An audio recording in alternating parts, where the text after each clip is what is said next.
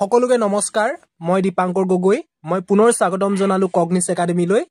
আজি আমি অসমীয়া ব্যাকৰণৰ দৰকাৰী পাঠ সন্ধিৰ বিষয়ে আলোচনা কৰিম তোমালোকে প্ৰথমৰ পৰা শেষলৈ ভিডিওটো সম্পূৰ্ণকৈ মনোযোগেৰে চাবা নিশ্চয় উপকৃত হ'বা আহা আজি ভিডিওটো আৰম্ভ কৰো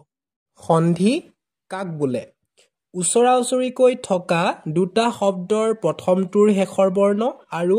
দ্বিতীয়টোৰ প্ৰথম বৰ্ণৰ মিলন ঘটাকে সন্ধি বুলি কোৱা হয় এতিয়া চাবা মন কৰিবা মই তোমালোকক এটা উদাহৰণ দেখুৱাই দিছো ইয়াত যেনেকৈ হিম যুগ আলয় হিমটো এটা শব্দ আলয়টো এটা শব্দ এই দুয়োটা শব্দৰ প্ৰথমটোৰ শেষৰ বৰ্ণ কি ইয়াত ম তোমালোকে সন্ধি কৰোতে সদায় উচ্চাৰণটো চাবা ধ্বনিটো চাবা প্ৰথমটোৰ শেষৰ বৰ্ণ কি আহিছে ম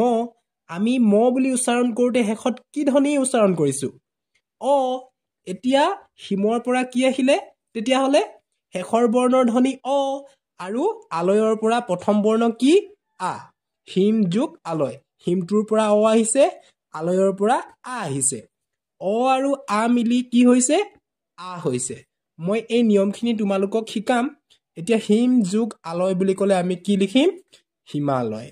আমি হিম আৰু আলয়ক বেলেগে বেলেগে নেলেখি হিমালয় লিখিব পাৰো এনেকৈ লিখা পদ্ধতিটোৱে হ'ল সন্ধি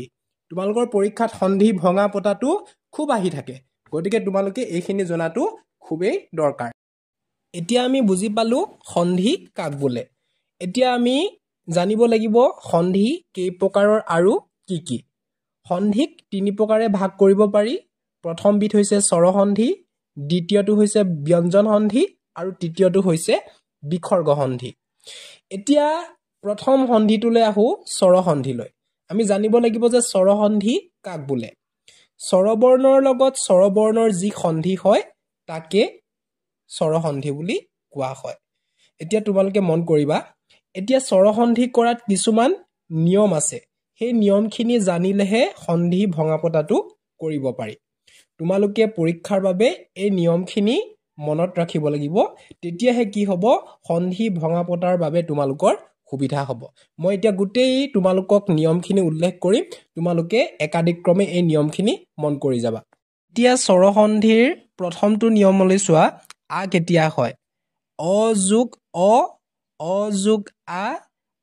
যোগ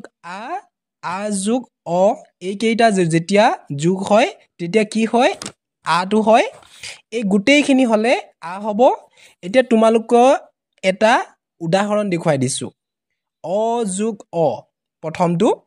নৰ যোগ অধম নৰৰ ৰটোৰ পৰা কি আহিছে অ আহিছে আৰু তাৰ পিছত অধমৰ প্ৰথমটো কি আছে অ আহিছে নৰৰ অ আহিলে অধমৰ পৰা অ আহিলে অ যোগ অ মিলি পিনে কি হ'ব এতিয়া আ হ'ব তেতিয়াহ'লে কি হ'ব এইটো নৰা ধম উত্তৰটো চোৱা অ যোগ আ তেতিয়াও কি হ'ব বুলি কৈছিলো আ হ'ব বুলি কৈছিলো দখ যোগ আনন তালবীয়া খ টো উচ্চাৰণ কৰোতে কি উচ্চাৰণ আহিছে অ আহিছে তাৰপিছত আনন শব্দটো কি আহিছে প্ৰথমতে আ অ যোগ আ হৈছে তেনেহলে কি হ'ব দ তাৰ পৰা কি আহিব আটো আহিব দখা নন এতিয়া ইয়াৰ পিছৰটো মন কৰা আ যোগ আ ইয়াৰ এটা উদাহৰণ দেখাই দিছো আ যোগ আ হলে কেতিয়া আকৌ আ হয় বিদ্যা যোগ আলয় এতিয়া বিদ্যা বুলি কওঁতে শেষত কি উচ্চাৰণ হৈছে আ উচ্চাৰণ হৈছে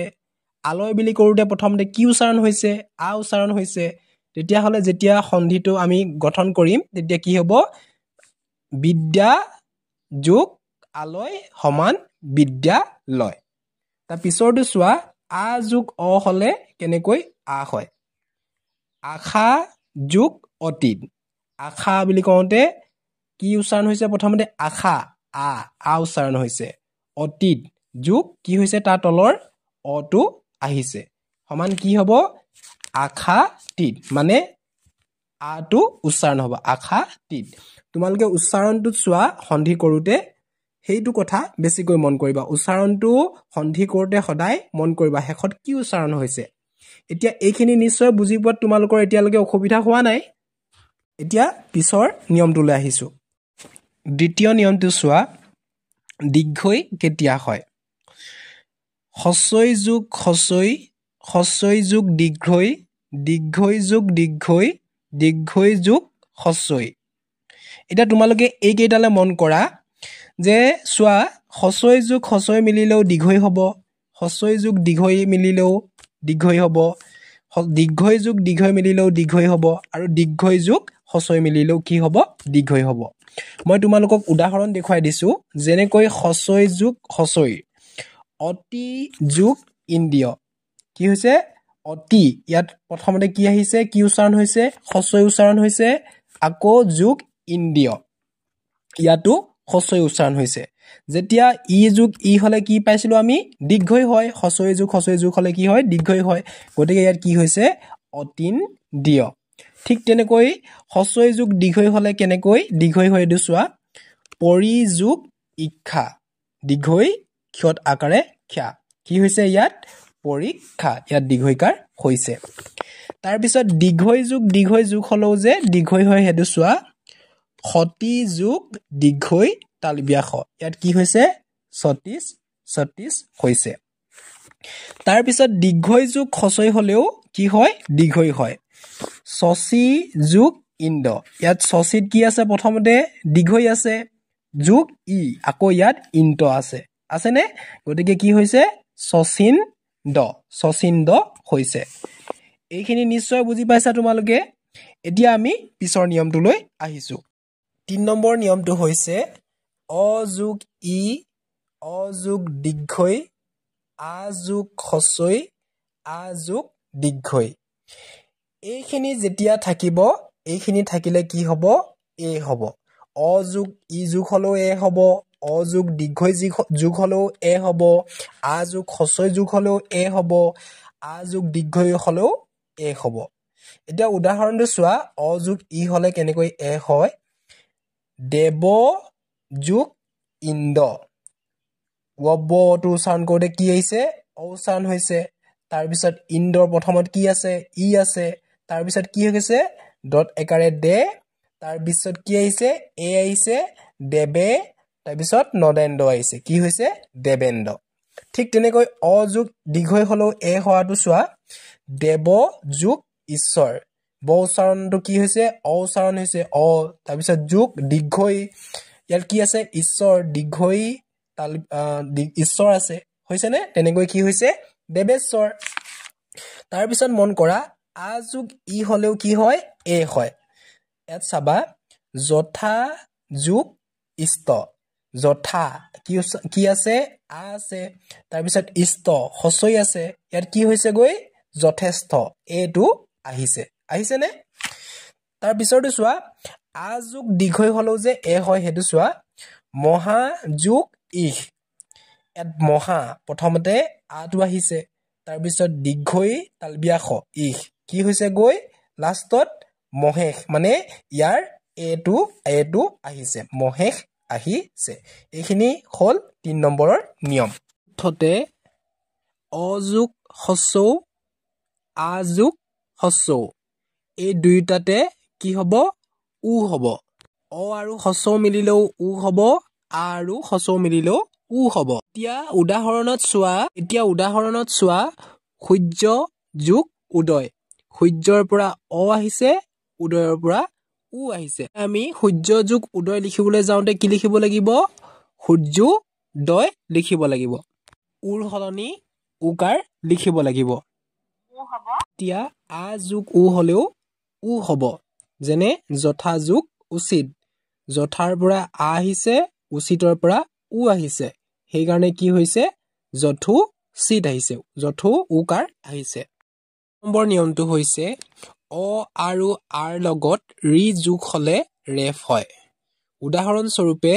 দেৱ যোগ ঋষি কি হৈছে দেৱৰ্ষি হৈছে দেৱ তাত কি আছে অ আছে তাৰপিছত ঋষি কি আছে তাৰ লগত কি যুক্ত হৈছে ৰি যুক্ত হৈছে সেইকাৰণে দেৱৰ্ষি ইয়াত ওপৰত ৰেফ আহিছে তাৰপিছৰটো চোৱা তৃষ্ণা যোগ ঋত ইয়াত তৃষ্ণাত আ আছে তাৰপিছত ৰি যুক্ত হৈছে কি হৈছে তৃষ্ণাৰ্ত হৈছে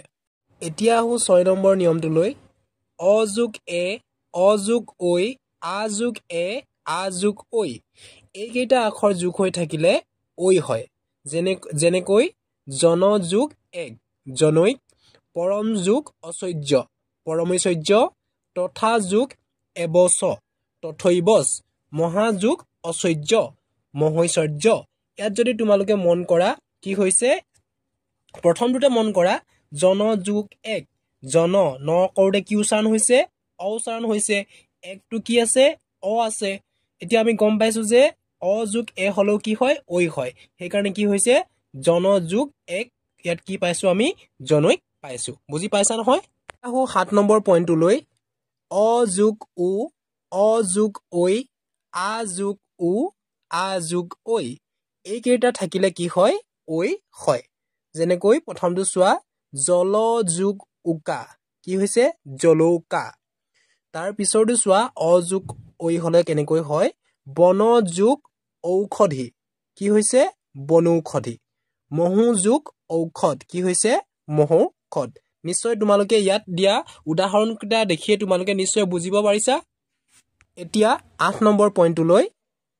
হস্ৰই যোগ অ হস্ৰই যোগ আ দীৰ্ঘই যোগ অ হস্ৰই যোগ উ হস্ৰই যোগ এ এইকেইটা থাকিলে কি হয় জিয়কাৰ হয় বুলি কৈছে এইকেইটা যেতিয়া যোগ হয় জিয়কাৰ হয় এই সকলো মিলি কি হয় ইয়কাৰ হয় বুলি কৈছে মই একেলগে লিখিছো যাতে তোমালোকৰ মুখস্থ কৰিবলৈ অলপ সুবিধা হয় এটা উদাহৰণ স্বৰূপে চোৱা যদি যোগ অপি ইয়াত কি হৈ গৈছে যদ্যপি ইয়কাৰডাল সংযুক্ত হৈ গৈছে তাৰ পিছৰটো চোৱা প্ৰতি যোগ আখা কি হৈ গৈছে প্ৰত্যাখাৰ জিয়কাৰ আহি গৈছে প্ৰত্যাখা হৈছে নদী যোগ অম্বু ইয়াত দীঘৈ যোগ অসংযোগ হৈ আছে কি হৈছে নদ্যম্বু হৈছে তাৰ পিছত হস্ৰই যোগ উ সংযোগ হৈ থকাটো চোৱা অভিযোগ উদয় হস্ৰই ইয়াত যোগ হৈছে তাৰ পিছত উ যোগ হৈছে কি হৈছে অভ্যুদয় তাৰ পিছত হস্ৰই যোগ এ প্ৰতি যোগ এক কি হৈছে গৈ প্ৰত্যেক বুজিছা নিশ্চয় 9 নম্বৰ পইণ্টলৈ চোৱা উ যোগ অ হলে উ হয় উ যোগ আ হলে ৱা হয় উ যোগ এ হলে উৱে হয় প্ৰথমটো চোৱা অনুযোগ অয় অনুযোগ অয় ইয়াত উ প্ৰথমতে উটো আছে তাৰ পিছত অযোগ আছে হয়নে ইয়াত কি হৈছে গৈ অন্ময় হৈছে হৈছেনে তাৰ সেকেন্ডটো চোৱা উ যোগ আটো চোৱা হু যোগ আগব ইয়াত কি হৈ গৈছে গৈ ইয়াত আটো গুছি পিনে স্বাগত হৈছে গৈ দেখিছানে তাৰ পিছৰটো চোৱা অনুযোগ এখন কি হৈছে গৈ অন্মেখন হৈছেনে এইকেইটা হৈছে 9 নম্বৰ নিয়ম 10 নম্বৰ পইণ্টটো চোৱা এ যোগ অ হলে অয় হয় ঐ যোগ অ হলে আই হয় যেনেকৈ পৰীক্ষাত এইটো আহি থাকে নে যোগ অন কি হৈছে গৈ নয়ন দেখিছানে তাৰ পিছৰটো চোৱা নৈ যোগ অক কি হৈছে নায়ক ইয়াত আয় বস্তুটো কি হৈ গৈছে যোগ হৈ গৈছে সেইকাৰণে কি হৈছে গৈ নায়ক এইটো হৈছে 10 নম্বৰ পইণ্ট 11 নম্বৰ পইণ্টটো হৈছে উ যোগ অ হলে উ যোগ হস্ৰই হলে উ যোগ এ হলে অব হয় যেনেকৈ ভূ যোগ অন কি হৈছে গৈ ভৱন পু যোগ ইত্ৰ কি হৈছে পবিত্ৰ গু যোগ এখনা কি হৈছে গৈ গৱেষণা দেখিছা নহয় উদাহৰণটো কি দি থৈ দিয়া আছে তোমালোকে মন কৰি ল'বা এতিয়া 12 নম্বৰটো চোৱা ঐ যোগ অ ঐ যোগ হস্ৰই ঐ যোগ উ এইকেইটা হলে কি আহিব আৱটো আহিব যেনেকৈ ভৌ যোগ অক কি হৈ গৈছে ভাৱক নৌ যোগ ইক কি হৈ গৈছে নাবিক ভৌ যোগ উক কি হৈ গৈছে ভাবুক দেখিছা নহয় উদাহৰণ স্পষ্টকৈ দি থৈ দিয়া আছে তোমালোকে ভালদৰে মন কৰি ল'বা